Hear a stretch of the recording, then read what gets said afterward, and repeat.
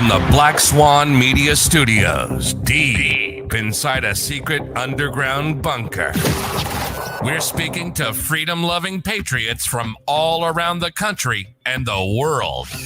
Welcome to the Resistance. This is John Crump, live. What is up, everyone? We have a very, very special show, and this is why we are on the main channel as well as the podcast channel. My name is John Crump, and you probably know me. If you're here, I'm pretty sure you know me. But today we are joined by a real patriot here. But before we get into our guest, we are joined by Flying Rich himself, Richard Hughes, and Dark Mavis, DLD After Dark. What's up? What's up, guys? We're going to bring on our guest now. Okay. You all know him. His name has been synonymous with gun rights for years now, over a decade. Whenever you hear anyone talk about what is going on or reference something about the right to carry, right for a firearm, right for a firearm in the home, an individual right to bear arms, the Supreme Court case was Heller. Everyone refers to the Heller decision, right? So I figured, let's have the man himself, the gun dude, Dick Heller, make America free again. That's an awesome hat. Yes, with an 1851 Colt Navy revolver on it. Just about. That's my trademark. Nice. I like that. I patented it off of Make America Great Again. And I figured we really ought to have a gun on there. So that's me. Okay, now this is the corpus. So what's our topic today? You wanted to speak about what's going on with the Baltimore case. There's two Baltimore cases. My favorite at the moment, still in prison, his name is Alejandro. I think I need to twist my camera there. I didn't tired of standing on my head. Why don't you tell us what's going on with? Before we get into that, let's introduce you. I kind of did a little bit of a breakdown, but before we get into Alejandro, tell everyone who you are and what you do, or what you have done for gun rights. Gun rights. Okay, that's the most exciting thing to talk about. I like to say my gunfight started back in 1976 when I bought a gun kind of like the one on my hat. And 3 months later, DC said, "Oh, you can't have those anymore." So I had to throw it in the trash. Not happening, because this is my new piece of artwork. I was about 30 years old or so, maybe 40, 35. And so I wasn't throwing it in the Dipsy dumpster. And I wasn't going to turn it in. And they said, "Oh, you'll be grandfathered if you registered it." And I said, this is back before I knew anything about firearms. I just knew we had a Second Amendment. And I said, why would they want me to register it? Well, they might want to know where I live. Well, why would that be? The only reason could be, they want to come and get it. And so I pondered over that for a couple of days, and then I made a very intellectual decision about as Tarzan and grunt level as you can get decision. Ain't doing it. It was that simple. And I said, I have a brother outside of town in Silver Spring, a suburb, and I can just keep it there a lot of the time. And so I did. Love the hat, by the way. That's the organization. Okay. Yeah, GOA. And so it took 20 years of studying, and a lot of things had to happen. And finally, short version, we linked up with a guy that was on the Olympic shooting team and had studied law actually, he had studied law and medicine in the combat zone of Vietnam. He went to part-time school there. So when he came out, he ended up being on the President's 100 shooting team. And then when he came to Washington and we met, he realized, he said, I'm living in the capital of the freest country on the planet, and I can't have my guns. I told him, no, you'll get arrested. We'll all go to prison. And the saga just continued. So he ended up going to full-time law school. And when it came time to graduate, he wasn't interested in going to the graduation ceremony or getting his piece of paper. He just wanted the knowledge to be able to bring a gun case. So I had the gun, he had the knowledge, and we teamed up, my tenacity and his tenacity. And well, we have ultimately linked up with Cato Institute, and there were 6 of us. And the part I like about it is there's a story there going through the court system.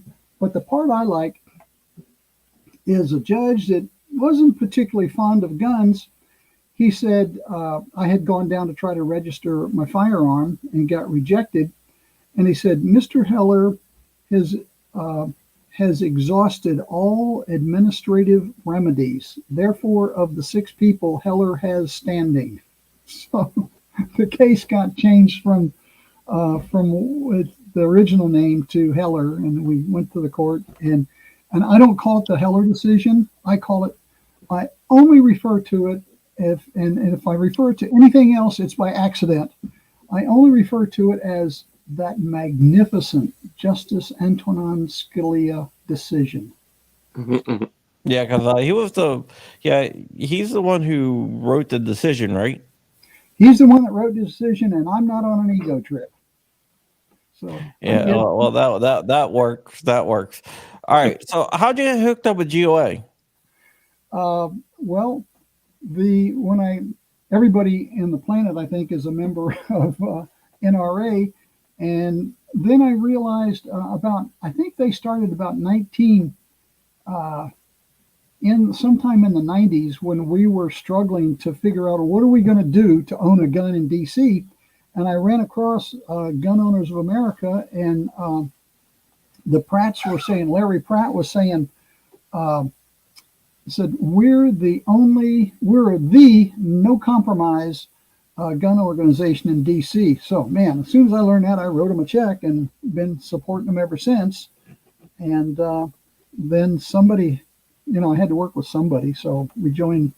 They invited me in, and we'll work together on. I think we're working on Heller 6 and 7 now, actually, gun cases. Yeah, but people don't realize that there's Heller 1, Heller 2, Heller 3, Heller 4, Heller 5, and now Heller 6 and 7. 6 and 7, yes. So DC must get really tired of you suing them. Well, what's interesting is, forgive me, I'm just kind of new at this stuff. I'm trying to get my camera. I think it's important to show your teeth, right? As well as GOA. So the last time we had it was a meeting on the Hill, and everybody was going around the table introducing themselves, and I met a lot of congressmen there, and then when it was my turn, someone jumped up and says, the gun dude here doesn't need introduction. We just call him Gun Dude Emeritus. So it's fun, and it gets serious, and people know I'm serious, and that's why we're working on 6 and 7. I just heard about case number 7 today was offered to me, and I said, hey, I think I can find some more people to make this a class action against DC. So can you say what 6 and 7 are, or no, not yet? Sorry? Can you say what Heller 6 and 7 are going to be about, or not yet? No. You don't want to. You don't want to jeopardize anything, which is understandable. So you all have to wait out there. I will be reporting on it once it breaks. Once we can say something. If I summarize, Heller 1, that was the right to carry in DC. Is that correct? That was simply the right to own. rate the Oh. gun. That Oh, was okay, one that wow. established before. There wasn't really a case that established that the rate to bear arms is an individual rate, even though I believe Mhm. that it always has been. But it was never, the Supreme Court never actually said that until Heller won. Well, I think it's important to Own. distinguish Actually, that it was ownership. It was strictly just the one first 10 element. amendments, Yeah. 9 of them refer to the people, and the second refers to the militia, because that's just an obvious, distinction. Yeah, he's being facetious there. How like they were like, oh, all these apply to the people. Just this one doesn't apply Yeah, to the people. this one, the Second Amendment, that's the militia. The other 9 apply to the people. Yeah, that is the anti-gun thinking. Right. So, Dick, I guess of the many things, and I was just like, what can I ask Dick Heller? Do people get mad when they find out who you are? And not us. We're all happy for you, but do the gun grabbers, the Bloombergs out there, get mad when they see you? The most I ever got was once I heard a swear word in the last 15 years.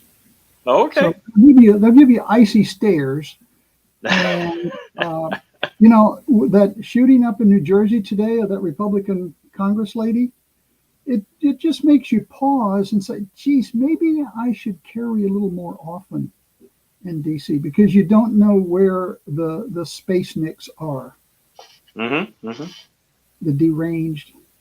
And it could be that all they have to do is say to somebody that's mentally deranged is, I work right next door to a homeless shelter, and it's just people laying on the sidewalk all day long with drugs. Oh. And if somebody walked up and said, here's a gun and $20, go shoot that person, it'd be that simple.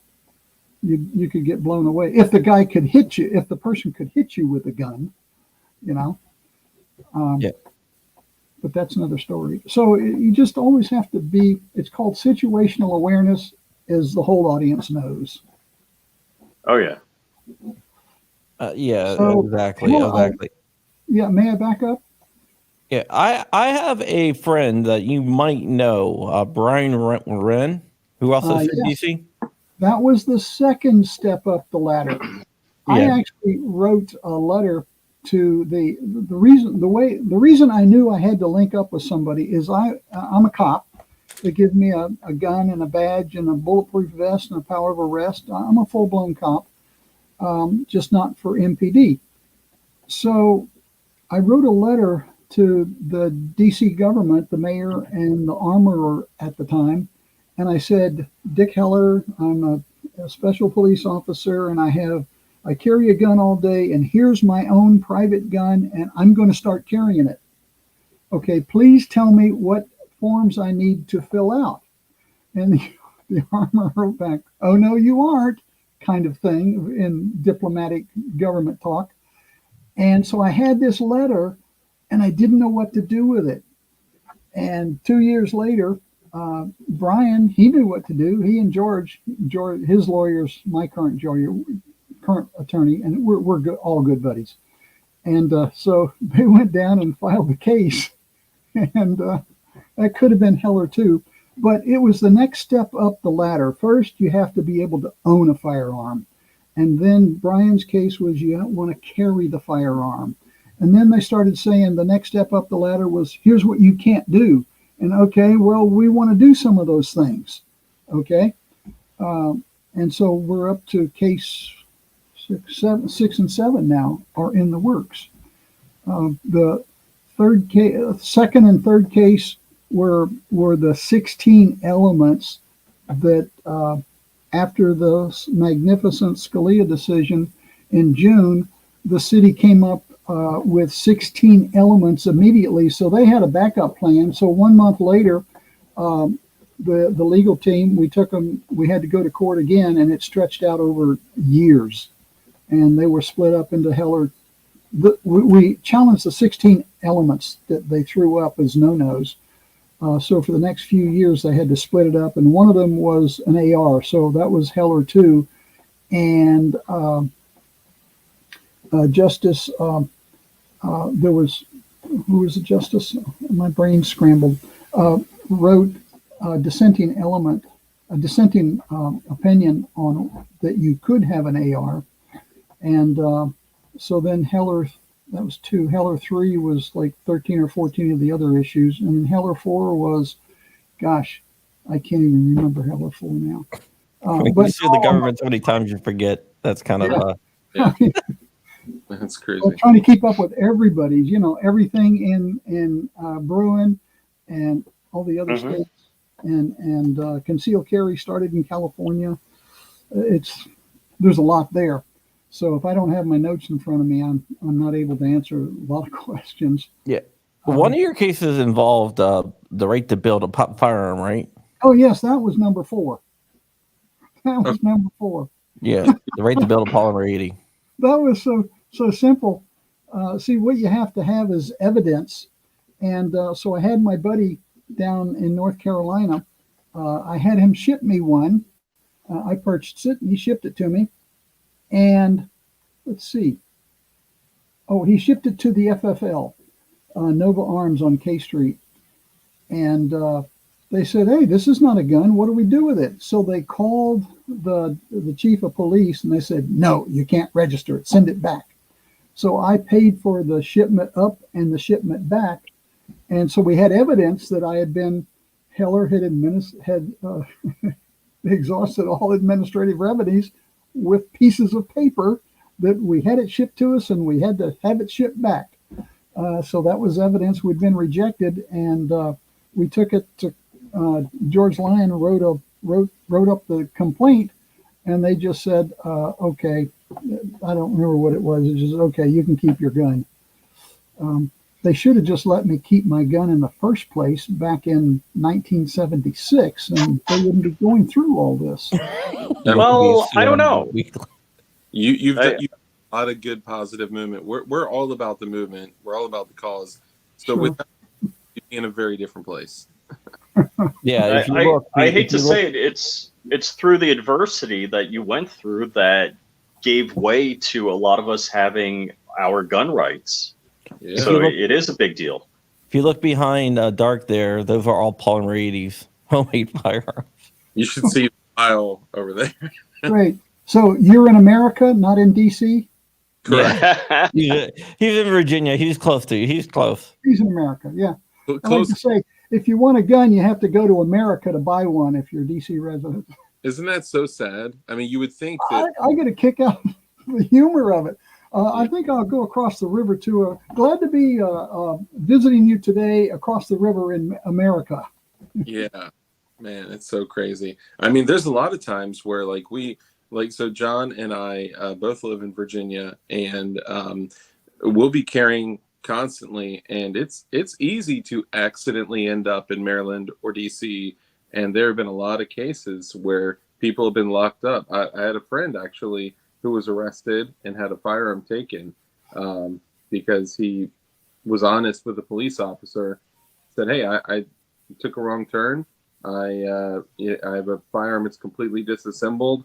I was literally turning around on 495 to go back to Virginia, and they arrested him, took the gun. Thank God it was a Oh, shoot.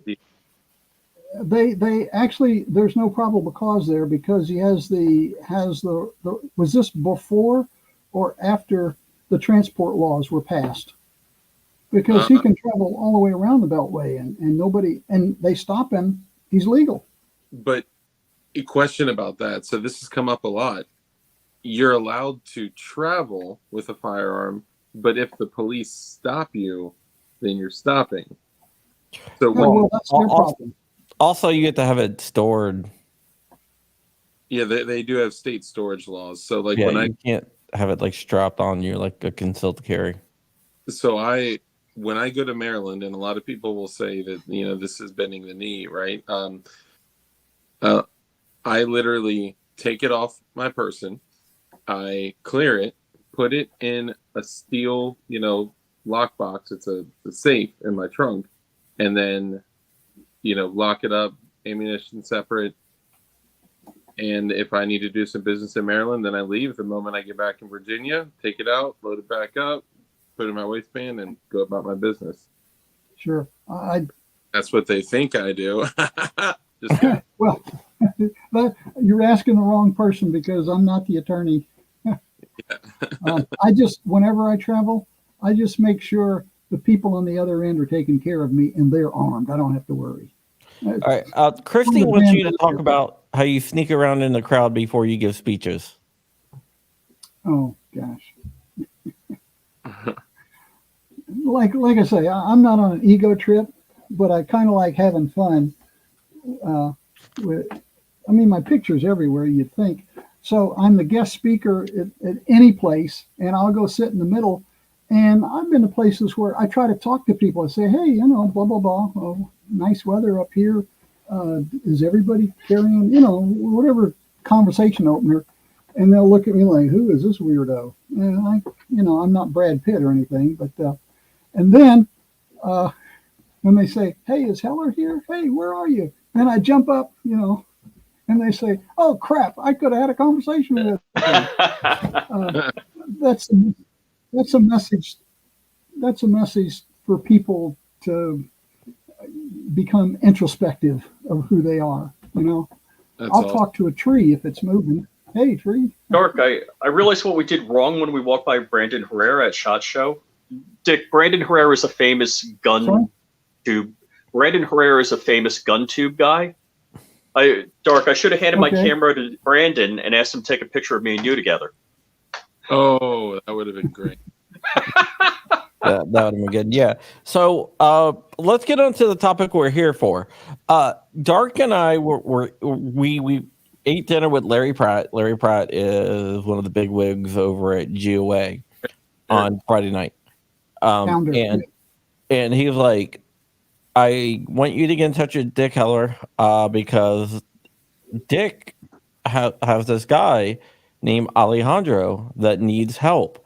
And is there any way that you can help Dick Heller get out the message?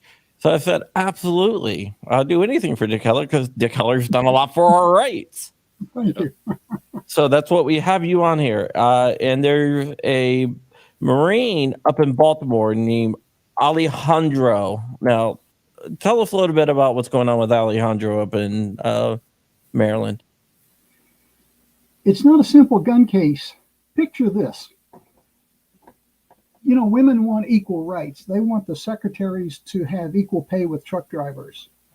And I'm thinking, what about a dynamite truck driver? That's the case, the thought that came up about in the mid 1970s when the women were screaming for equal rights as if they already didn't own 75% of the wealth in America. And so picture being a dynamite truck driver. That's pretty risky business, right?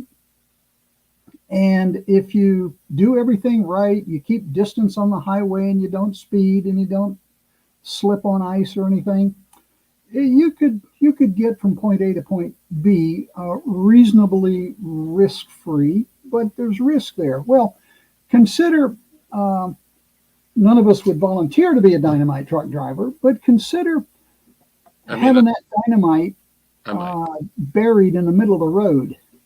And now you're a truck driver whose job is to drive over the road and find the dynamite by driving over it and seeing if it blows up. Can you picture that kind of a job description? Probably would not have a lot of people applying for it. Not a lot of volunteers, right? So Well, I get to keep it. Alejandro Gonzalez was such a driver. And I don't remember what it was called. It was I've seen him before when they were showing it off at Congress. It's a great big, incredibly big truck, and it's got a wedge bottom like a boat. So when it drives over something, the blast doesn't blow it up; it blows it 45 degrees out to the sides. Yep. Well, that was his job, and he found a lot of buried IED dynamite places. He's been blown up over half a dozen times. And remember in Iraq when that missile came into the green zone military chow hall and Yep. killed it? No, okay. Alejandro was there. Don't get me crying now. This guy has seen some action. People were dying all around him. He made it out. So finally, when he came back stateside, that's the kind of guy he is he's the dynamite truck driver. When he came back stateside, he's got 2 kids and a fiance from Georgia, and his mother lives in Baltimore. So they drive. You want the short version or the long version? We got about 45 minutes, so give us the long version. Okay, we'll make it medium version. Medium version, there you go. Okay, so they drive from Georgia outside Atlanta to Baltimore, and they're visiting his mother in an apartment building, and the guys upstairs are crooks, criminals, drug dealers, and gangbangers. So the guys upstairs were disrespectful to his mother, and Allie's a Marine, right? Hey guys, could you show a little more respect to my mother? And one of the guys said, "Don't you move. Don't you go anywhere." And Allie comes from Atlanta. He was sort of street savvy. He says, "Oh gosh, this guy is going to call his gang." So he packed his, and Maryland has a duty to retreat law. So he packed his family up, his 2 kids, his fiance, and his mother didn't quite make it to the car, but she was a registered nurse, and she had a registered firearm by her front door, which Alejandro grabbed on the way out.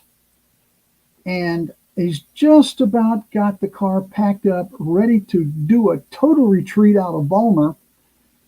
And the guy comes out of the apartment building carrying a chair.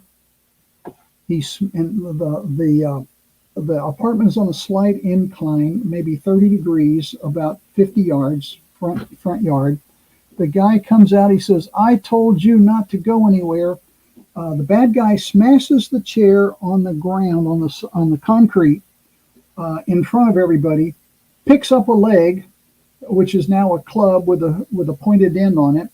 And actually, today is the court day. February the 3rd is another hearing day. The lawyers told me probably nothing's happening today there. Don't bother to come up. So the bad guy is running down this incline towards Allie.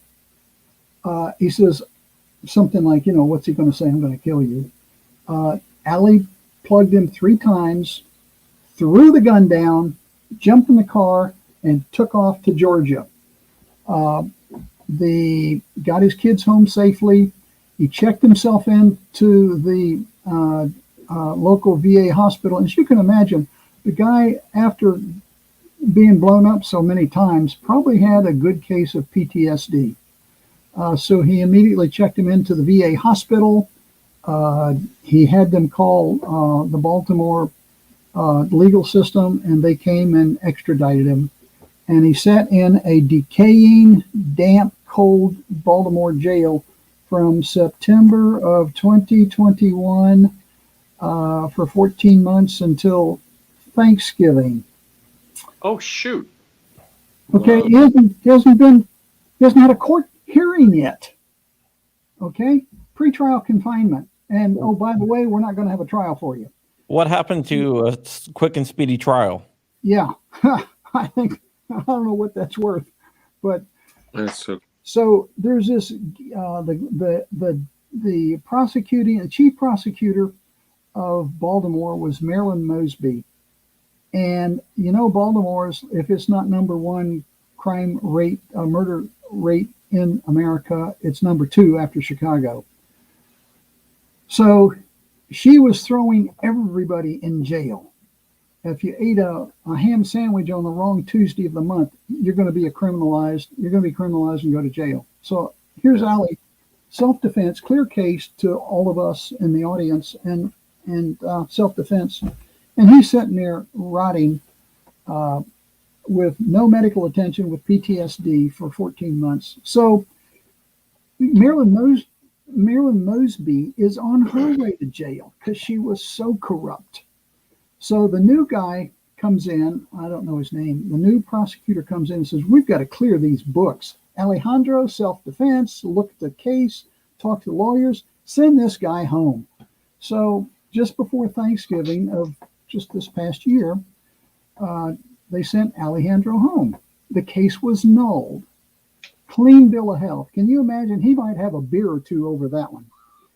So just before Christmas, now think of the viciousness of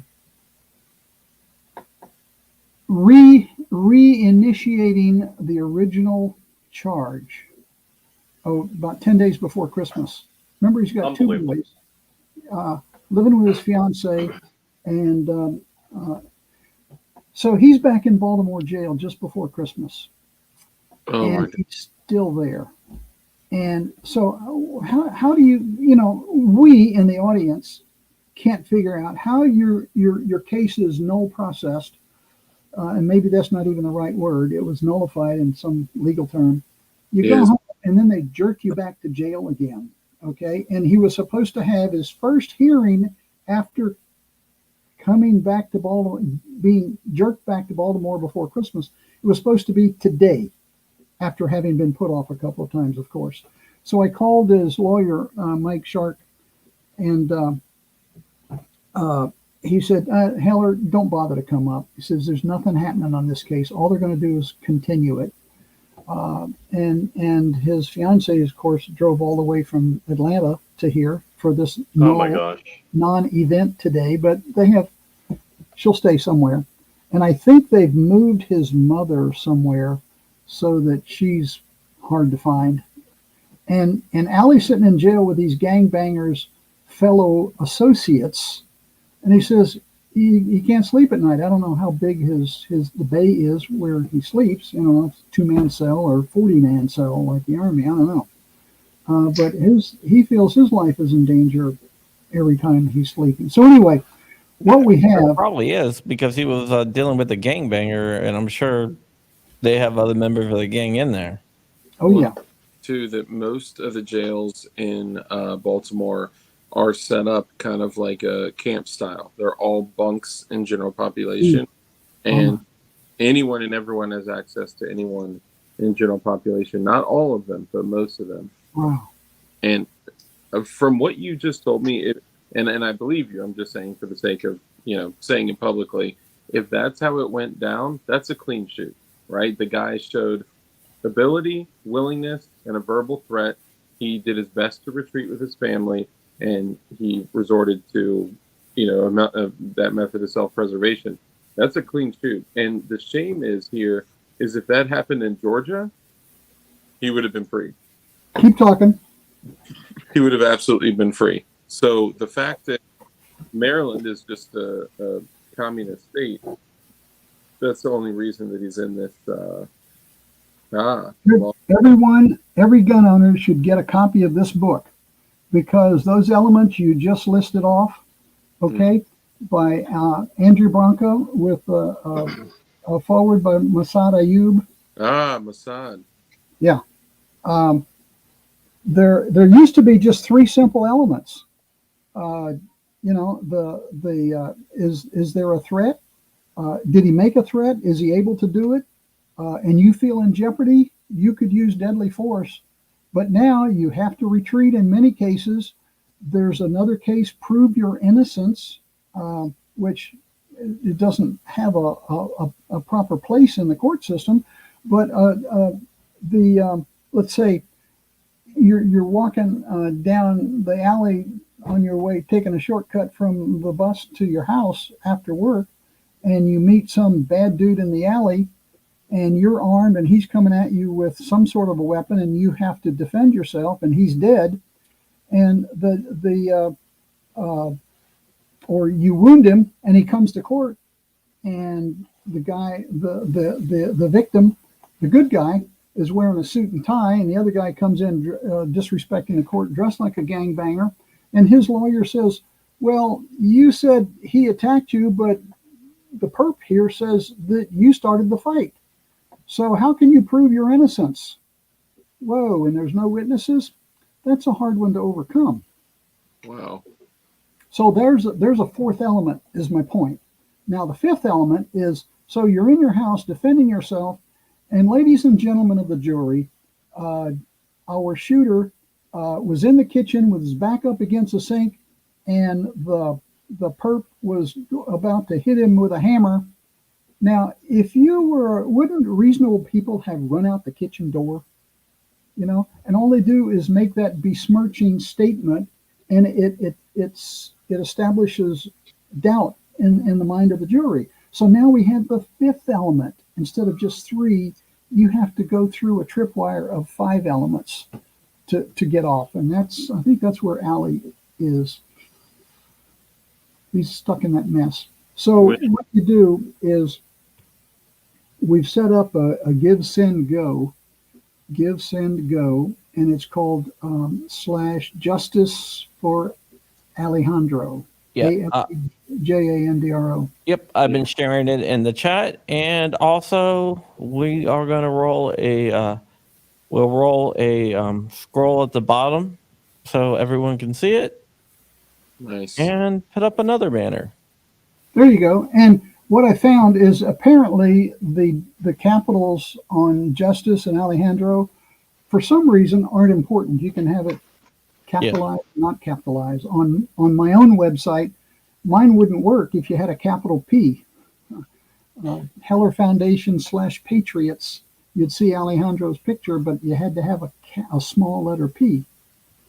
So if you just go to Heller Foundation and click on Patriots, you'll see him listed there also, along with Angelique Gomez from Uvalde shooting. I'm going in, cops, and get my boys. So I'm not familiar with that. Which one is that? So Uvalde, the school shooting, where I think they put the lady in handcuffs. You know, she said, "Well, if you're not going in, I'm going to go in and get my boys." Yeah. Go to Heller Foundation or Heller Gun Case. Yeah, there you go. Scroll it up, and she says, I escaped the handcuffs, evaded the police line." Can you imagine her going through like a football line of scrimmage? She wiggled her way through there and jumped the fence. I'm going in and getting my 2 boys. And she brought out about 4 kids. Well, the 273 cops were standing around washing their hands and sucking their thumb. Yeah. What a hero. I've talked to her, and she needs help too. Yep. It wasn't she. Give some go right down there too. And here's There's Alejandro. A straight up war hero. Wasn't she fired from her job after they learned of her public news? You know, her being on the news.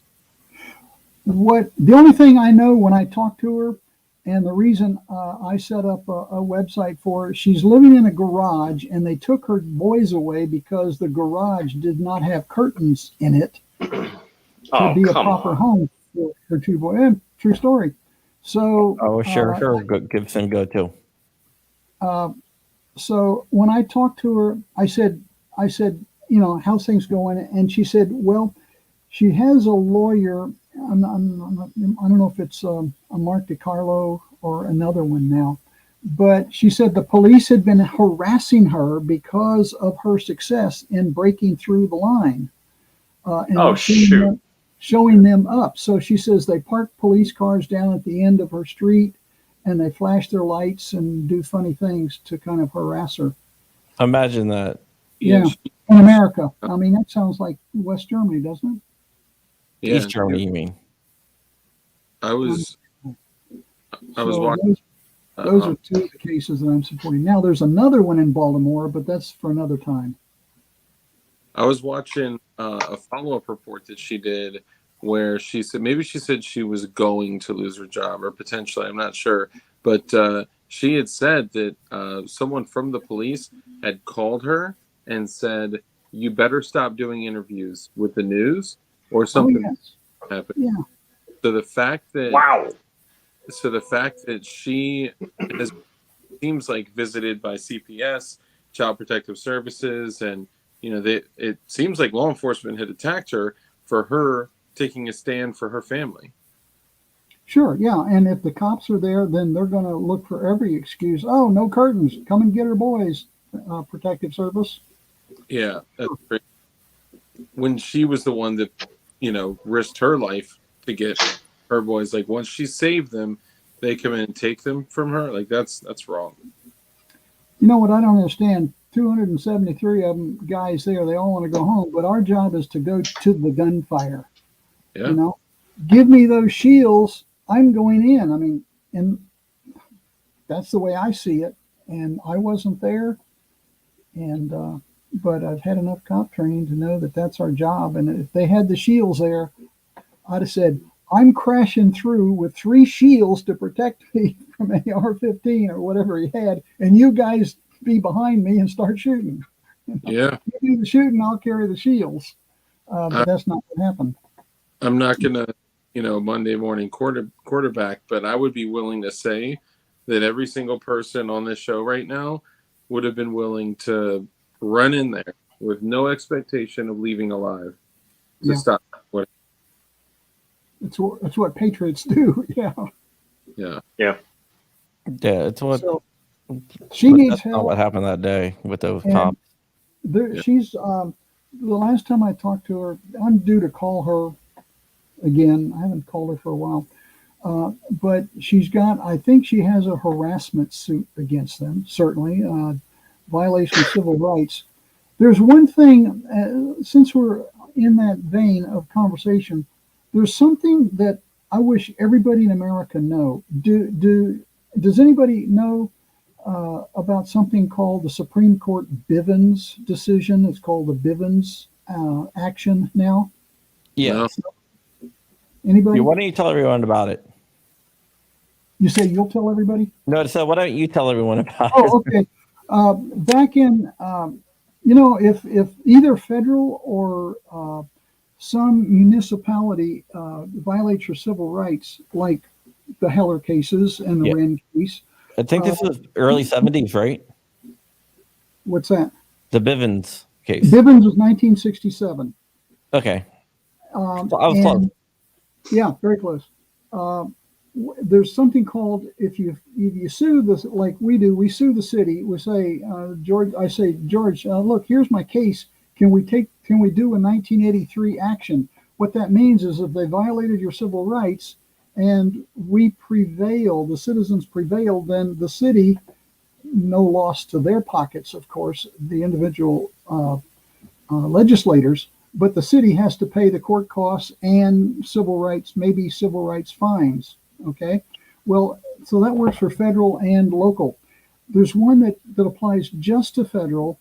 And in 1967, 6 FBI agents violated Mr. Bivens' civil rights. And I think it was a property violation of some sort, not a broomstick. So that was a relief. But the case went all the way to the Supreme Court, and the decision was that these 6 agents had violated his civil rights. Therefore, they were to punitively pay for, and it's a sealed decision. We don't know if they paid $1 million or just the court costs or what, but it's been known thereafter as the Bivens action. So when someone violates your civil rights, everyone talk to your lawyer if it's federal, and most civil rights end up being federal if they're egregious. Ask them about filing a Bivens action. Yeah, I think it was the official title of the case was Bivens versus 6 unknown agents. Exactly. Yes. So we don't know what happened to them. Yeah. Well, yeah. The government wouldn't give up their name, so.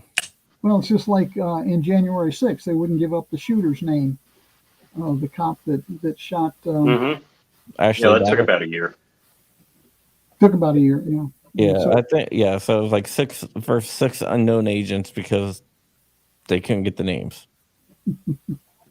They didn't want the public to have the names. That's so what I thought would have been cool is, believe it or not, in Heller 1, it cost I signed the papers, that said Dick Heller will not get a penny of this, and the amount was $1.2 million.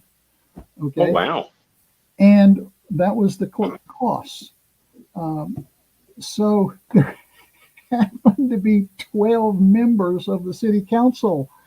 And to this day, I fantasize suing their asses, because if we would win, and they would have to pay the court costs out of their own pockets for writing the legislation that violated their civil rights, one of their paychecks would have to be short $100,000, each of those 12 members. That would be so cool. Oh, yeah. Wow. And what an example. We would not have needed, I didn't learn about Bivens until just a few years ago, but if we could have done that, and if it would have worked, guess what? We could have eliminated about 450 follow-on court cases across the country. Yeah. When they put their money on the line, it seems like they're not as willing to violate people's rights. Yeah. That's crazy. So, how many followers do you have right now? Like a little bit over 100, but we have like 40, like 40-ish thousand total. Plus, we're just 3,000. Interesting number. Around 50,000 with all of us. Okay, if everybody 54. sent Alejandro just $1, okay, that would be $50,000. That's the amount of his startup lawyer fees. Wow.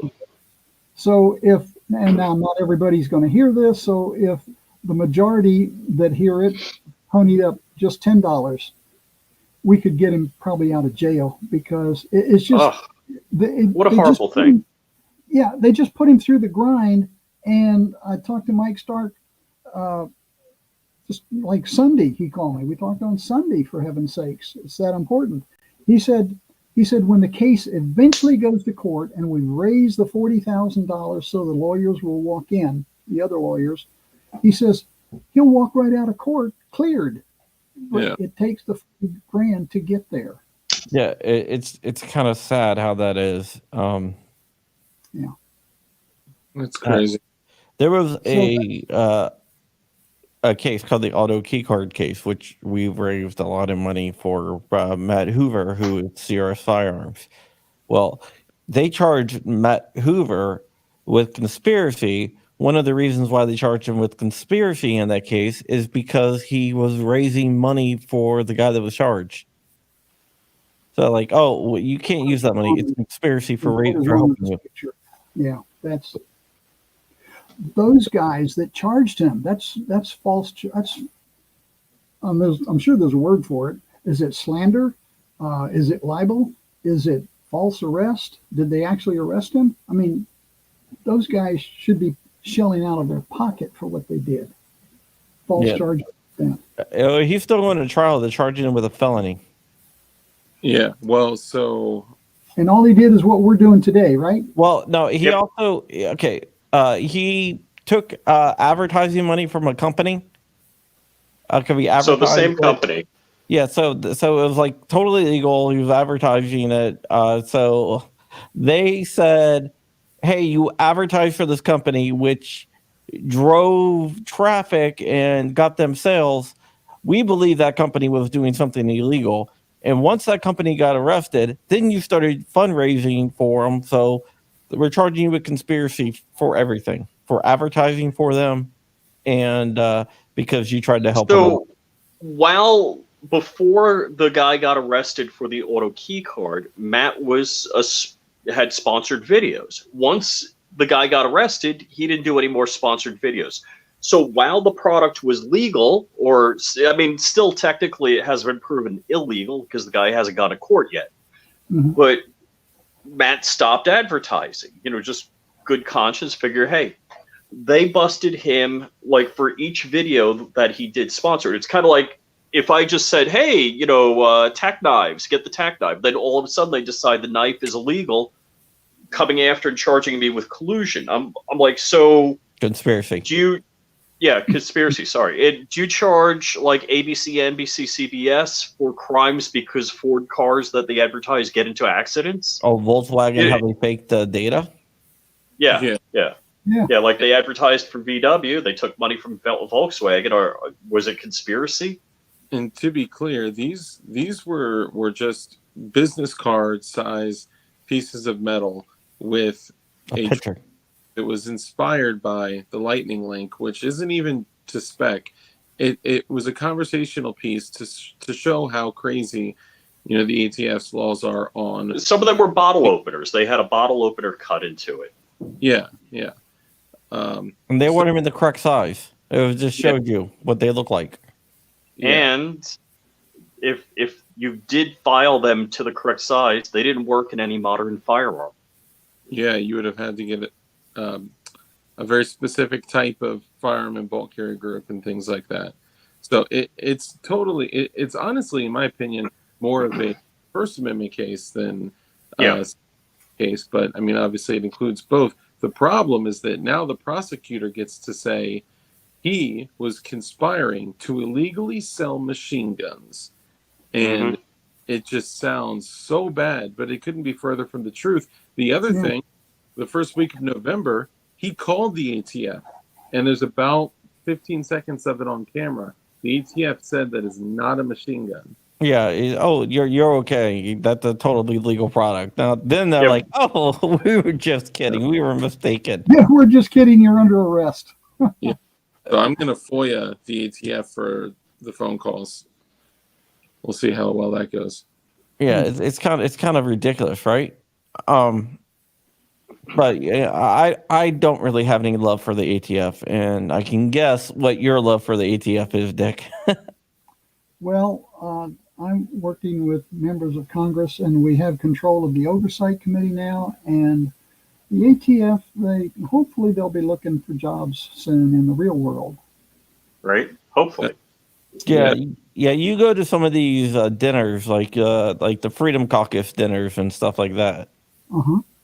Yeah, which is a lot of fun. Like you asked me about the last one, but the last one that that I could have went to, I was sick. So. And then there's all kinds of caucuses, gun caucuses, and there's no list. We just know who we are. Within Congress, we're working on it. Time for some general questions for you, Mr. Heller. Oh yeah, dude. The name's Dude, Gun Dude. Mr. Heller. Mr. Heller is some old man. I guess that's my father. But I but it doesn't sound so much fun as when we say we like the gun dude, as opposed to we like Dick. So No. We have any chance we get. The only time I use that is when I say DCV Heller. Have you heard of that case? Oh no. Oh, okay. I was telling Dick, last night John and I were on the phone with him, and my wife walks in. I put it on mute. I'm like, I'm on the phone with Dick Heller. She's like, who? I'm like, you're not my wife, are you? Yeah, like how dare you? Are we still married? My youngest just lost his second tooth. Yeah. Hope he finds it. Yeah. My daughter swallowed her second tooth. If he lost his tooth, he's old enough to shoot. Yeah, you might have to argue with my wife about that one. All right, so let's get into some general questions. Y'all are in Virginia. I guess you're probably in local Virginia, America.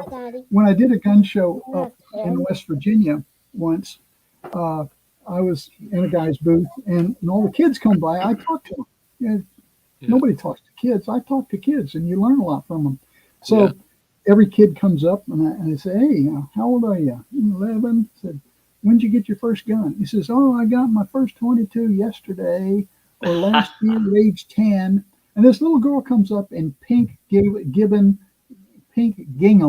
and those little what are those things called coming out the side of their hair? Pigtails. Pigtails instead of a ponytail. She's the sweetest little thing. And I say, hi there, young lady. I said, are you here with these gun people? And she says, I like bows and arrows. Oh, really? Tell me about it. And then her dad chimes in. Oh, well, she just we just went hunting and she got her deer. She just got a deer with her bow and arrow. And I'm Oh, thinking, cool. you do that with a gun, and she's 8 years old, see?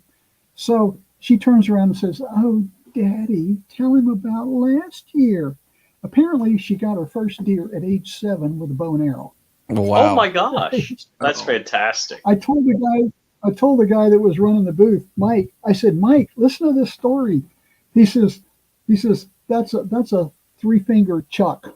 You know, he had apparently been following a deer for like 5 miles, just try to get within 500 yards of it to take an AR shot.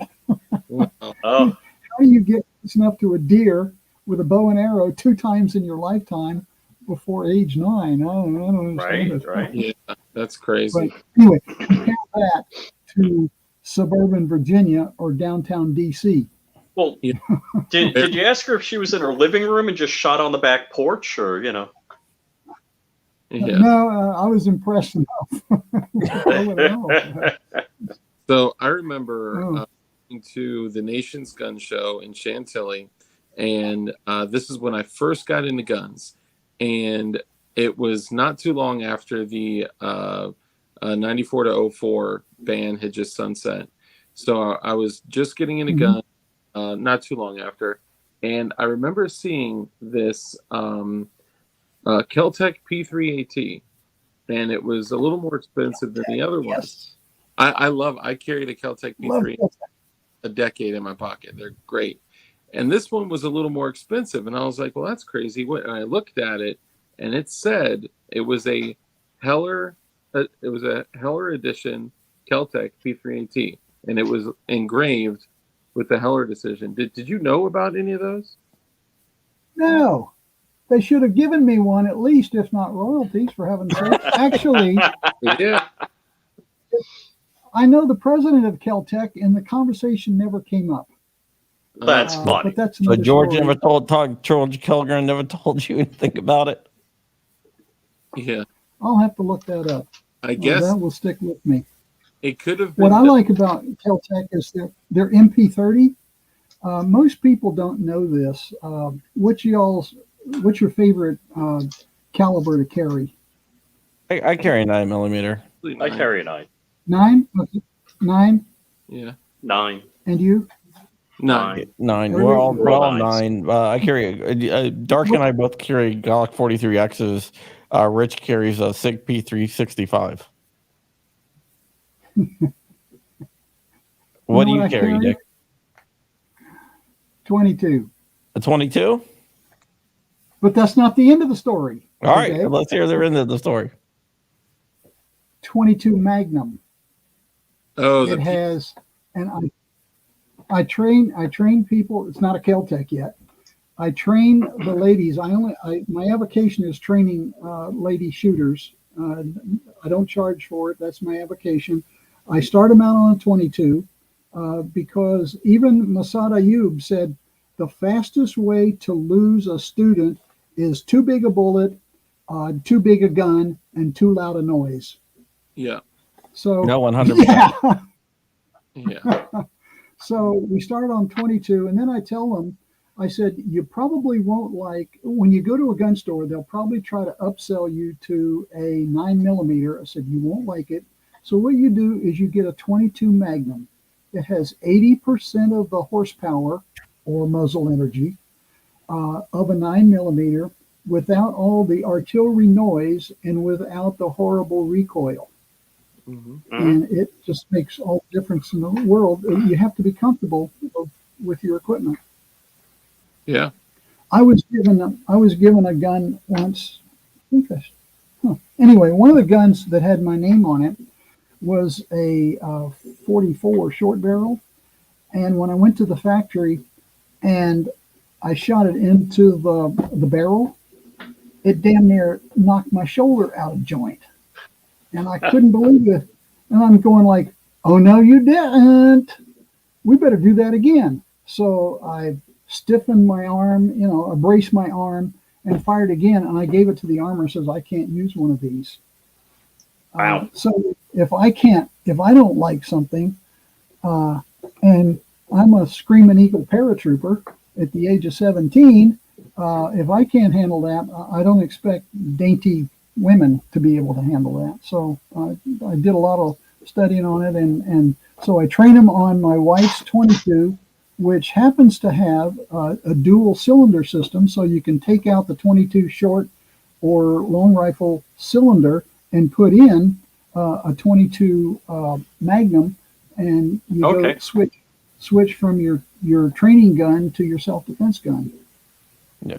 Oh, that's great. Have you ever seen this picture? Yeah, that was taken in Tennessee with my memory. Y'all have Pentium memories. Mine's 286. So yeah, that was who Oleg Volk. Oleg Volk is the one Volk. Took that picture, and then someone drew off of it. My Yeah, favorite. I think Mitch Boyer drew off of it. Okay, my favorite picture is Nikki Gosser and myself. Nikki Gosser and stuff. Oh, I haven't seen that one. It's if you go to the homepage of Heller Foundation or Heller Gun Case, there's a carousel there, and her picture comes up. And we took a couple of pictures that day that are on my carousel there. Oh, it's on the Heller Foundation website? Yes. So are you I'll have to find it. PMR 30? The one with 30 rounds of the magazine? Yes, 30. Nice. That's awesome. Yeah, sweet. And that's Magnum. That's Magnum too. Amazing. Yep. Pretty big gun, but yeah, it's a full size gun. Are you using like the CCIs or the Hornady VMAX with the little red tips in it, or what? What I've done, I've looked at a lot of videos, and it seems like the CCI, it appears to what I've seen, is the most dependable when it comes to misfires. Yeah. Does that sound right? It's the most dependable when you're shooting for no misfires. How's that? Yeah. I think the manual actually says to use 40 grain standard pressure CCIs in it as well. So I think that sounds spot on. Mm-hmm. Now, one other question I would have is, what type of gun control are you fond of? Two hand. A good sight picture? Yeah, Dick Heller works with GOA a lot, so that should show you what he... Right. Yeah, the only no compromise. I love it. Now, I have one question that typically causes a little discomfort. It's a little more... Is it machine guns? What's that? Is it machine gun question? Oh, no, we could go there too. My question was thoughts on felons and firearms. Yeah. What are your thoughts on felons and their natural rights for self-preservation? Well, the system has to figure out what the level of good behavior they have to have fulfilled before they regain their full rights as citizens. I mean, I don't think they should be in prison and voting. So right. They've lowered that barrier. Yeah, that's an abomination. And I don't know. I'm all I try to do is learn the laws and obey the laws. And it's like what's the geez, who's the first guy on my Patriots page? It'll come to me. There's one of my favorite pictures. Yeah, that's why I brought it up. The I first am guy on your Patriots page. You mean? Are you talking about? Oh, okay. You're talking about Mark Robinson. Yeah. Mark Robinson. when in his speech, I play that. It's on my Patriot page. He's the top picture, if you happen to notice, and a link to his "I am the majority" speech. And I listen to that from time to time. I am the majority. It just reinvigorates me. And that's a guy that went in with no preparation and went from school teacher, a factory worker, to school teacher to lieutenant governor in his first election. Guy is got to be awesome. But he says, he says, I'll tell you what's going to happen. You're going to pass these laws to turn in our guns, and I'm going to go down and turn in my guns. But I'll tell you what's not going to happen. The Crips and the Bloods on the other side of town, they're not coming to turn in their guns. Yeah. You know? And my favorite phrase now is when anybody talks about gun control, my favorite question is, if I ever had a chance to talk to the mayor talking about gun controls. I mean, after the Potomac Metro shooting just yesterday, she said, you know, we have too many guns and all that crap. My response is, Madam Mayor, you might think that we have too many guns. How many times have you gone down to Mississippi Avenue and handed out gun registration forms?